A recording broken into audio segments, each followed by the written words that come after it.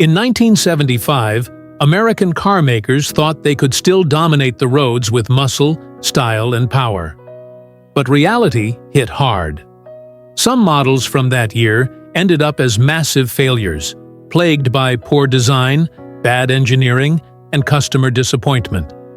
Today, we take an in-depth look at 5 of the worst American cars from 1975. Cars that almost nobody wanted, yet tell us valuable lessons about the industry. Dear viewers, please subscribe to our channel. Thank you for your support. 1. Dodge Coronet, 1975.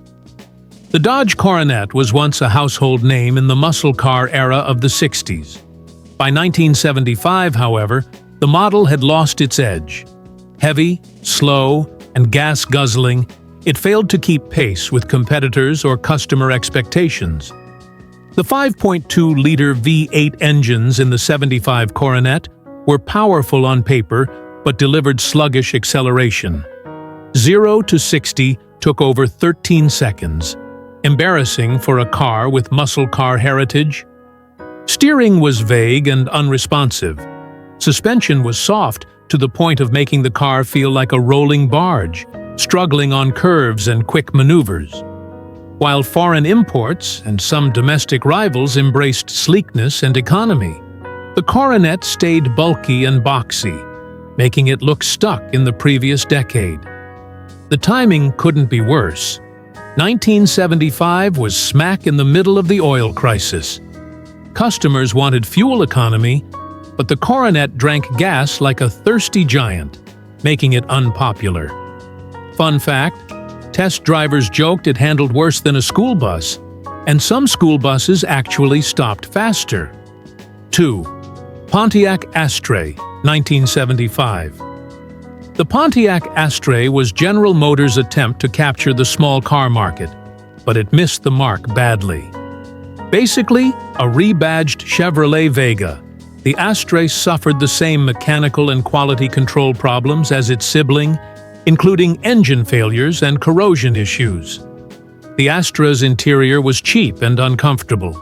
Materials wore out quickly, and the cabin rattled loudly on the road. Originally built for the Canadian market, the Astra was later pushed into the US without enough refinement or support, confusing buyers and dealers alike. Fun fact, some Astra owners claimed their cars began rusting through after just a few years. A huge red flag during a time when durability was key. 3. Lincoln Continental Mark IV, 1975. The Lincoln Continental Mark IV was designed to be the epitome of American luxury, but underneath the polished exterior lay serious flaws. This car was enormous, weighing nearly 5,000 pounds. The massive size made acceleration sluggish and handling cumbersome. The brakes were notoriously ineffective for a car this size. Some tests showed stopping distances longer than certain heavy-duty trucks. Despite a sky-high price tag, owners complained about mechanical problems, inconsistent build quality, and expensive maintenance. Fun fact, despite its luxury status, the Mark IV's safety features lagged behind the growing competition from European luxury cars. 4th Plymouth Fury, 1975. The Plymouth Fury was a familiar nameplate, but by 1975, it was struggling badly. While the Fury looked tough and muscular, its steering was heavy and imprecise, making cornering difficult. Like many big American cars at the time, it guzzled fuel at an alarming rate, a liability during the ongoing energy crisis. Although widely used by law enforcement agencies, officers often criticized the Fury for being unpredictable and hard to control during high-speed pursuits. Fun fact, the Fury was a favorite in movies, but in real life it was anything but a star performer. 5. Buick Skyhawk, 1975.